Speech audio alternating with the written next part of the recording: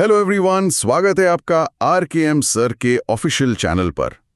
तो आज हम बात करने वाले हैं विज्ञान शिक्षण के उद्देश्य, प्रकृति और प्रकार के बारे में। जी। ये एक ऐसा टॉपिक है जो हर टीचिंग एग्जाम के लिए आप कह सकते हैं बुनियाद का काम करता है, चाहे वो सीटेट हो या बीएड। बिल्कुल। आज हम सिर्फ पॉइंट्स रटने की कोशिश नहीं करेंगे, बल्कि ये समझेंगे कि एक शिक्षक के तौर पर जब हम क्लास में जाते हैं तो हमारे दिमाग में ये क्यों साफ होना चाहिए कि हम विज्ञान पढ़ा क्यों रहे हैं। बिल्कुल सही कहा। ये क्यों ही तो हमारी नींव है, और शिक्षण में ये नींव है स्पष्ट उद्देश्य। अच्छा, अब हम स्लाइड नंबर 1 देख रहे हैं। देखिए, पहला और सबसे जरूरी उसूल है स्पष्ट उद्देश्य बराबर बेहतर परिणाम। अगर एक टीचर को ये साफ साफ पता है कि वो इस चैप्टर के अंत में बच्चों में क्या बदलाव देखना चाहती है, तो उसका पढ़ाने का तरीका, उसके दिए हुए उदाहरण, सब कुछ बदल जाता है। मतलब ये सिर्फ एक फॉर्मेलिटी नहीं है, बल्कि एक तरह का रोड मैप है। एग्जैक्टली। ये उद्देश्य ही तय करते हैं कि पाठ्यक्रम यानी करिकुलम में क्या रखा जाए, पढ़ाने की विधि, टीचिंग मेथड कौन सी अपनाई जाए, और साल के अंत में मूल्यांकन यानी असेसमेंट कैसे किया जाए। जी, सब कुछ आपस में जुड़ा हुआ है। तो फिर ये उद्देश्य होते कितने तरह के हैं? मुझे लगता है सबसे पहले तो यही आता होगा कि विज्ञान रोजमर्रा की जिंदगी में काम आए। आपने बिल्कुल सही जगह से शुरू किया। इसे हम कहते हैं व्यावहारिक उद्देश्य या प्रैक्टिकल एम। ओके। देखिए, विज्ञान ने हमारी आज की दुनिया को पूरी तरह बदल दिया है।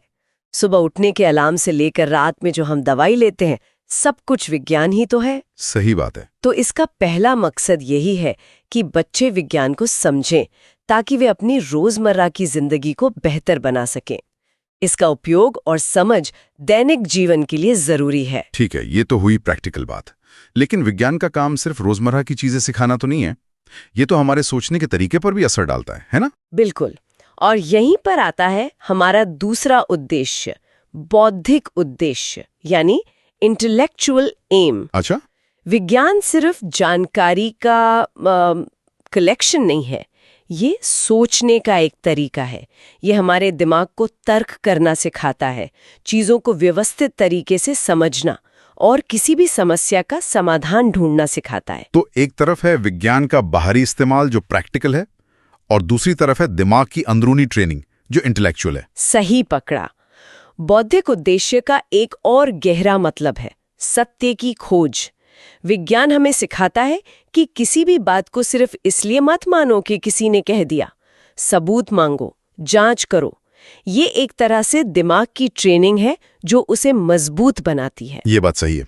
एग्जाम टिप में भी यही लिखा है कि व्यवहारिक उद्देश्य दैनिक जीवन से जुड़ा है, जबकि बौद्धिक उद्देश्य दिमाग और तर्क से। जी। अब हम स्लाइड नंबर 2 देख रहे हैं। टाइटल है अनुशासनात्मक और सांस्कृतिक उद्देश्य। हाँ, तो पहले बात करते हैं अनुशासनात्मक उद्देश्य या डिसिप्लिनरी एम की। ये क्या होता है? अनुशासन तो हर विषय सिखाता है। बहुत अच्छा सवाल है। हर विषय अनुशासन सिखाता है, लेकिन विज्ञान का अनुशासन थोड़ा अलग है।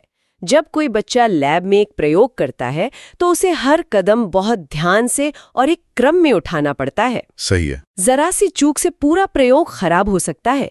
ये जो व्यवस्थित तरीके से काम करने की आदत है, ये मानसिक अनुशासन और एकाग्रता को विकसित करती है। मतलब ये हमें सिर्फ फैक्ट्स नहीं सिखाता, बल्कि निष्पक्ष होकर फैसला लेना भी सिखाता है, क्योंकि लैब में आपकी भावनाएं नहीं, आपका डेटा और ऑब्जर्वेशन मायने रखते हैं। एग्जैक्टली, यही निष्पक्षता है।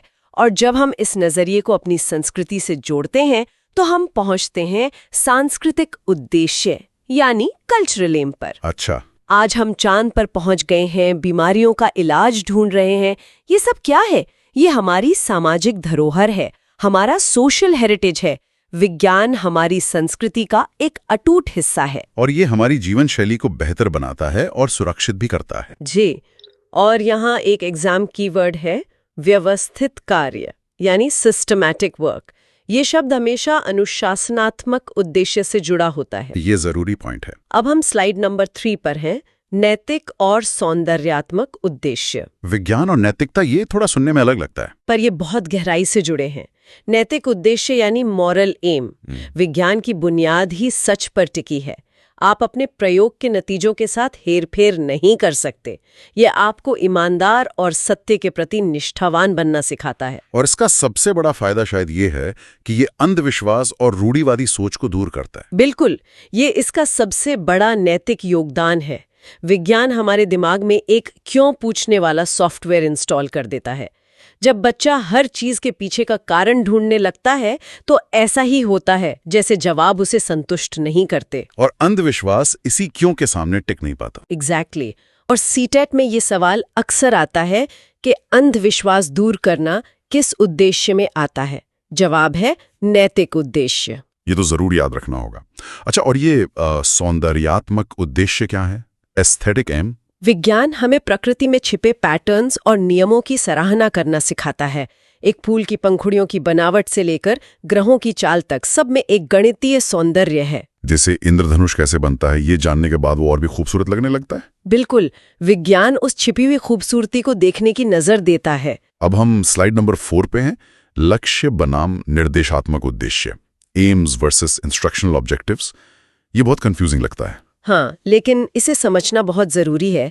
देखिए, जो सामान्य उद्देश्य या एम्स हैं वो व्यापक और दीर्घकालीन होते हैं। Broad and long term. जैसे एक पहाड़ की चोटी तक पहुंचना। बिल्कुल, ये एक मंजिल की तरह है। जैसे बच्चे के अंदर वैज्ञानिक दृष्टिकोण विकसित करना, ये एक दिन में नहीं हो सकता।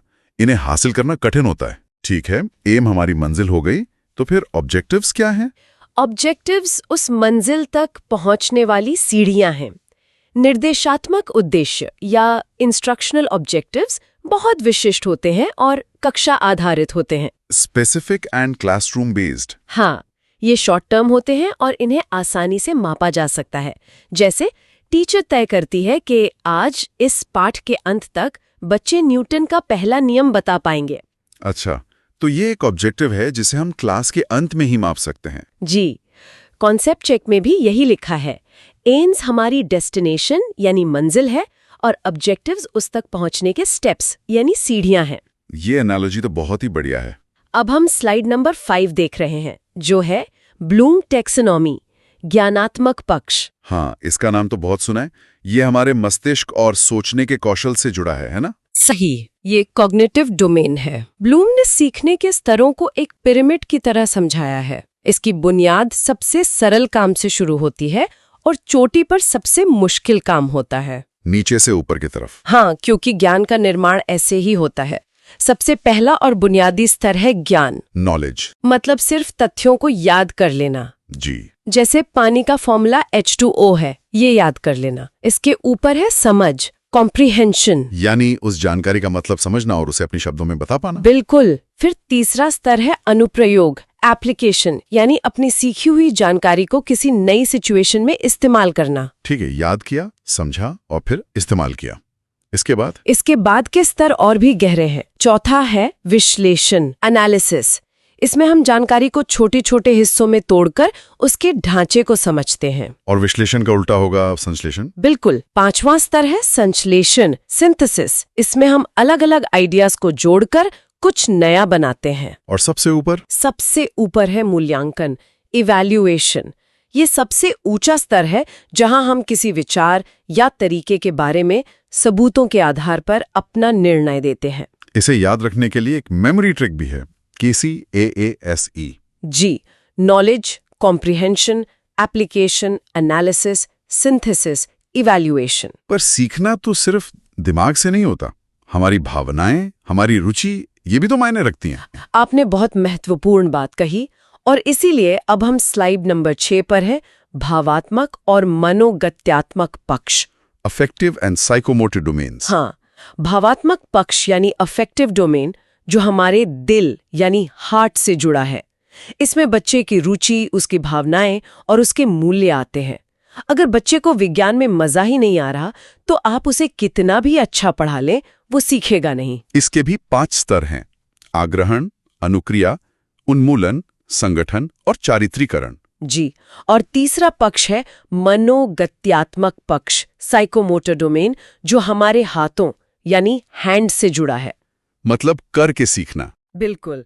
इसमें शारीरिक कौशल आते हैं, जैसे माइक्रोस्कोप का सही इस्तेमाल करना, इसके भी 5 स्तर हैं, अनुकरण से शुरू होकर प्राकृतिकरण तक, जहां स्केल आपकी आदत बन जाती है। तो एक अच्छे शिक्षक को इन तीनों पक्षों हेड, हार्ट एंड हैंड्स का ध्यान रखना चाहिए। बिल्कुल। चलिए अब हम जरा जमीन पर उतरते हैं। स्लाइड नंबर 7, प्राथमिक स्तर कक्षा 1 से 5 पर उद्देश्य। हाँ, प्राइमरी स्तर पर एकीकृत दृष्टिकोण यानी इंटीग्रेटेड अप्रोच अपनाया जाता है। इसका मतलब है कि विज्ञान कोई अलग विषय होता ही नहीं है, उसे पर्यावरण अध्ययन यानी ईवीएस के हिस्से के रूप में पढ़ाया जाता है, जिसमें विज्ञान, सामाजिक विज्ञान और पर्यावरण सब कुछ शामिल होता है। तो फिर वहां मकसद क्या होता है? मकसद बहुत सरल होता है। पहला, बच्चों में अपने आसपास के माहौल के प्रति जागरूकता और रुचि जगाना। तितली को देखकर सवाल पूछें, बीज को उगते देखकर हैरान हो। जी। दूसरा, गतिविधि आधारित शिक्षण, लेक्चर नहीं, एक्टिविटी। और तीसरा, सहयोग और ईमानदारी जैसे मूल्य सिखाना। और जब बच्चे थोड़े बड़े होते हैं, मतलब स्लाइड नंबर 8, उच्च प्राथमिक स्तर कक्षा 6-8 पर उद्देश्य। हाँ, ये हाई प्रायोरिटी टॉपिक है। यहाँ 3 मुख्य उद्देश्य सामने आते हैं। पहला, समझ और सिद्धांत। अब बच्चों को वैज्ञानिक तथ्यों की गहरी समझ दी जाती है, और सबसे जरूरी, रटने की विधा को हतोत्साहित करना। दूसरा उद्देश्य क्या है? दूसरा है कौशल विकास। अब बच्चों को सिर्फ एक्टिविटी नहीं, बल्कि हाथों से सही तरीके से काम करना सिखाया जाता है। उन्हें सरल तकनीकी मॉडल बनाने के लिए प्रोत्साहित किया जाता है। और तीसरा और सबसे जरूरी है वैज्ञानिक साक्षरता। मतलब बच्चों के अंदर तार्किक सोच और पूछताछ का कौशल विकसित करना। उन्हें सिर्फ क्या न बताया जाए, बल्कि कैसे और क्यों ढूंढने के लिए प्रेरित किया जाए। और इसके बाद माध्यमिक और उच्च माध्यमिक स्तर पर तो चीजें और भी गंभीर हो जाती होंगी। अब हम स्लाइड नंबर 9 पर हैं। जी, माध्यमिक स्तर कक्षा 9-10 पर विज्ञान एक संयुक्त विषय के रूप में पढ़ाया जाता है, यानी फिजिक्स, केमिस्ट्री और बायो एक ही किताब में। और फोकस एडवांस टेक्नोलॉजी और प्रॉब्लम सॉल्विंग पर होता है। हाँ, और 11वीं-12वीं में यानी उच्च माध्यमिक स्तर पर आकर विज्ञान अपनी विशेषज्ञ शाखाओं में बढ़ जाता है। फिजिक्स, केमिस्ट्री, बायो अलग अलग। जी, अब उद्देश्य पूरी तरह बदल जाता है।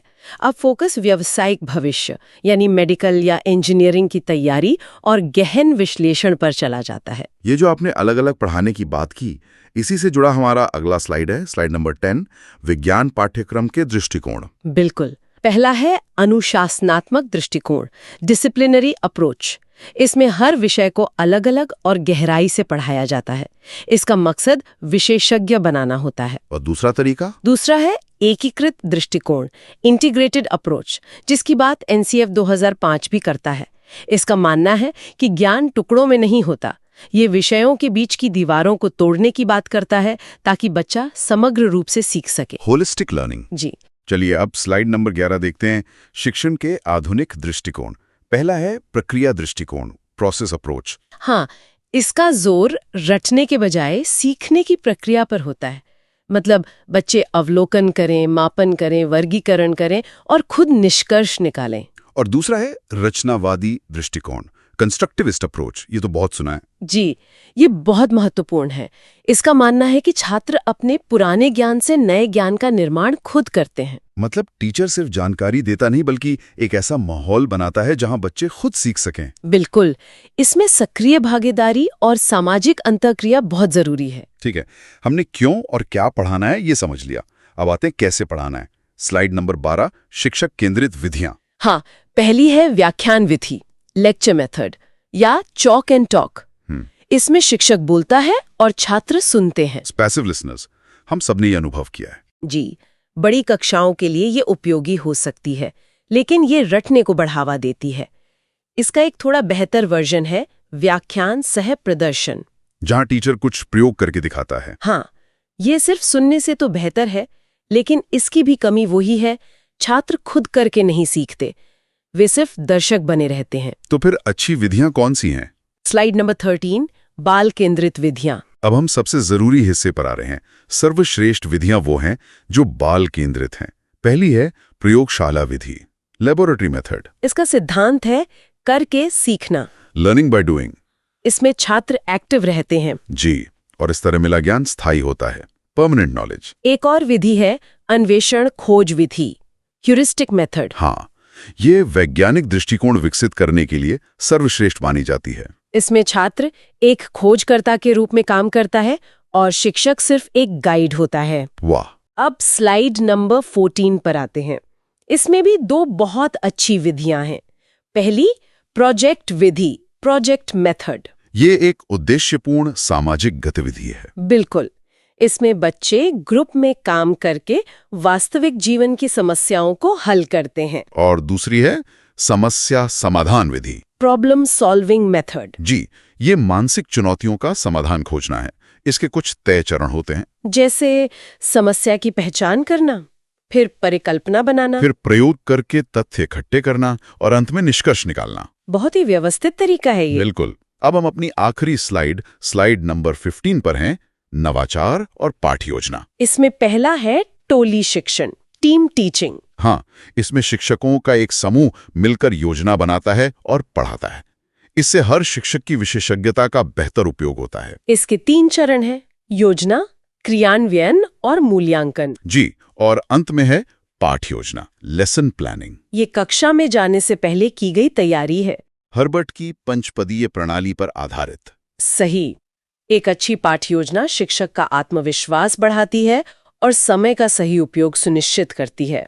तो आज हमने विज्ञान शिक्षण के पीछे के क्यों से लेकर उसे क्लास में लागू करने के कैसे तक का पूरा सफर तय किया। हमने समझा कि कैसे अलग अलग स्तरों पर उद्देश्य बदलते हैं और कैसे सही शिक्षण विधि का चुनाव बच्चों के सीखने के तरीके पर गहरा असर डालता है। बिल्कुल। हमने देखा कि कैसे स्पष्ट उद्देश्य बेहतर नतीजों की नींव रखते हैं। पर अंत में एक सवाल छोड़कर जाना चाहती हूँ। जरूर। हमने विज्ञान पढ़ाने के क्यों और कैसे पर बात की, पर सोचने वाली बात यह है कि आज की AI और डेटा से चलने वाली दुनिया में क्या हमें विज्ञान शिक्षण के इन उद्देश्यों में कंप्यूटेशनल थिंकिंग या डिजिटल नैतिकता जैसे नए आयाम जोड़ने की जरूरत है? ये एक बहुत ही जरूरी और प्रासंगिक सवाल है जिस पर हर शिक्षक को सोचना चाहिए। इसी विचार के साथ आज की चर्चा यहीं समाप्त करते हैं। अगली बार एक नए टॉपिक के साथ मिलेंगे। धन्यवाद।